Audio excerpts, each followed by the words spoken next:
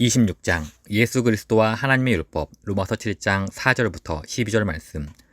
그러므로 내 형제들아 너희도 그리스도의 몸으로 말미암아 율법에 대하여 죽임을 당하였으니 이는 다르니 곧 죽은 자 가운데서 살아나신 이에게 가서 우리가 하나님을 위하여 열매를 맺게 하려 함이라.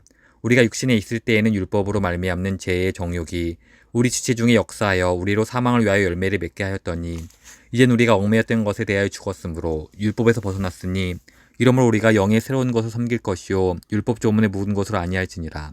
그런즉 우리가 무슨 말을 하리요? 율법이 죄냐? 그럴 수 없느니라. 율법으로 말미암지 않고는 내가 죄를 알지 못하였으니 곧 율법이 탐내지 말라 하지 아니하였더라면 내가 탐심을 알지 못하였으리라. 그러나 제가 기회를 타서 계명으로 말미암아 내 속에서 온갖 탐심을 이루었다니 이는 율법이 없으면 제가 죽은 것임이라. 전에 율법을 깨닫지 못했을 때에는 내가 살았더니 계명의 이름에 죄는 살아나고 나는 죽었도다. 생명에 이르게 할 그 계명이 내게 대하여 도리어 사망에 이르게 하는 것이 되었도다. 제가 기회를 타서 계명으로 말미암아 나를 속이고 그것으로 나를 죽였는지라. 이로 보건대 율법은 거룩하고 계명도 거룩하고 의로우며 선하도다. 우리 교회는 거의 50년 동안 이 건물 1층에 있는 유아실을 제외하고 새로운 교육 공간을 건축하지 않았습니다. 지난 20년 사이 우리 교회는 어른 약 300명과 어린이 80명 정도의 규모에서 예배 출석 인원 약 2,500명 규모로 선정했습니다. 지금은 부모님과 함께 주일학교에 출석하는 어린이가 800명, 중고등학교 인원도 수백 명에 달합니다. 8번가 건너편 지하 공간에 세웠고 이 건물 1층은 유아실로 사용하면서 1955년에 지어진 건물로 이 인원을 다 수용할 수 있다는 건 정말 놀라운 일입니다. 이렇게 성장하면서 우리 교회는 다음 세대를 길러내자는 비전을 품게 되었고 환희를 위한 교육이라는 구체적인 목표를 세웠습니다. 그리고 2세기 마지막 10년은 환희를 위한 공간을 마련하는 것으로 시작했습니다. 이제 21세기를 시작하는 첫 10년은 교육을 위한 공간을 마련하는 것을 시작해야 한다고 믿습니다.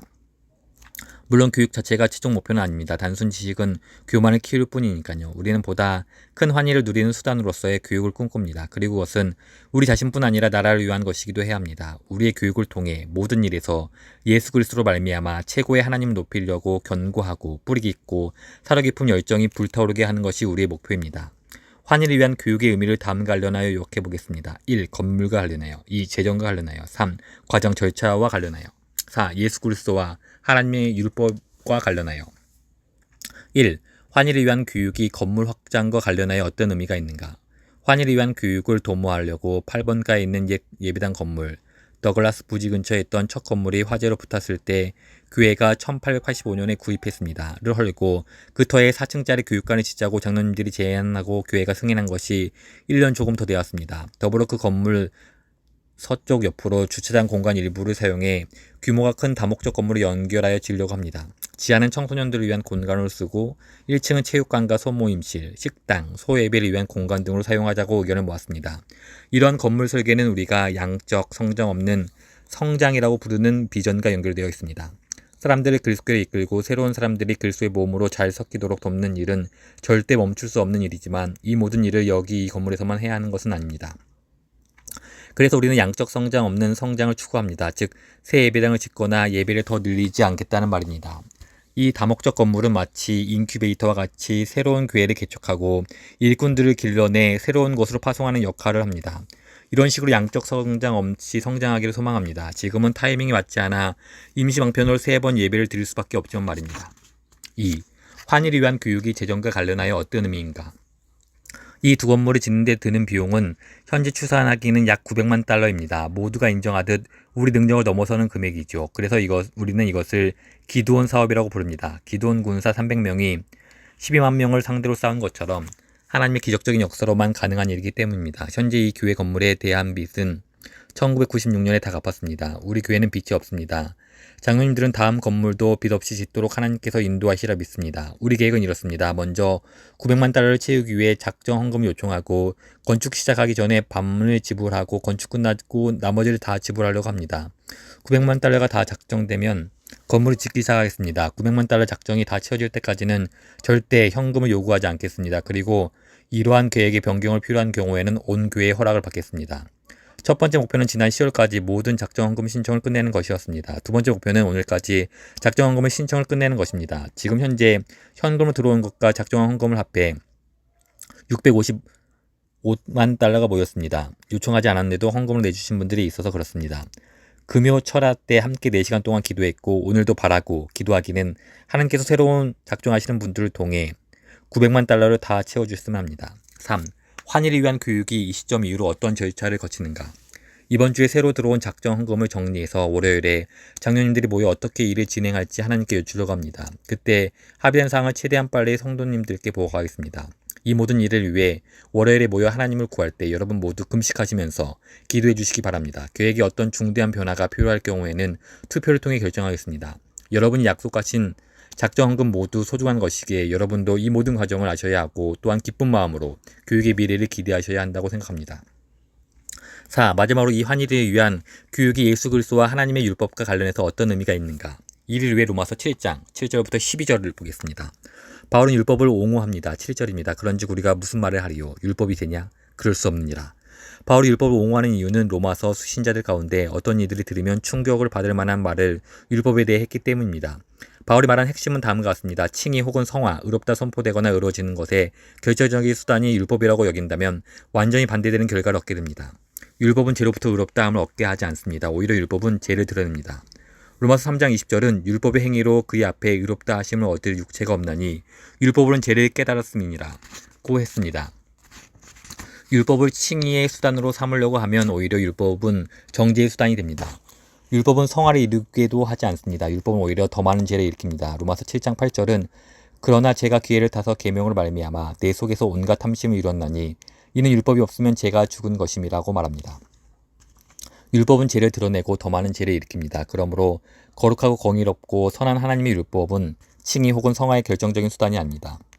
하나님과 화목하게 하는 첫째되고 결정적인 방법은 율법이 아닙니다. 율법은 하나님을 위해 열매를 맺기 위한 첫째되고 결정적인 방법이 아닙니다. 대신 바울은 충격적이게도 하나님을 위해 열매를 맺으려면 우리가 율법에 대해 죽어야 한다고 말합니다. 로마서 7장 4절입니다. 그러므로 내 형제들아 너희도 그리스도의 몸으로 말미암아 율법에 대하여 죽임을 당하였으니 이는 다르니 곧 죽은 자 가운데서 살아나신 이에게 가서 우리가 하나님을 위하여 열매를 맺게 하려 함이라. 하나님을 위해 열매를 맺으려면 율법에 대해 죽고 살아계신 그리스도와 연합되어야 합니다. 또 로마서 7장 6절은 이렇게 전합니다.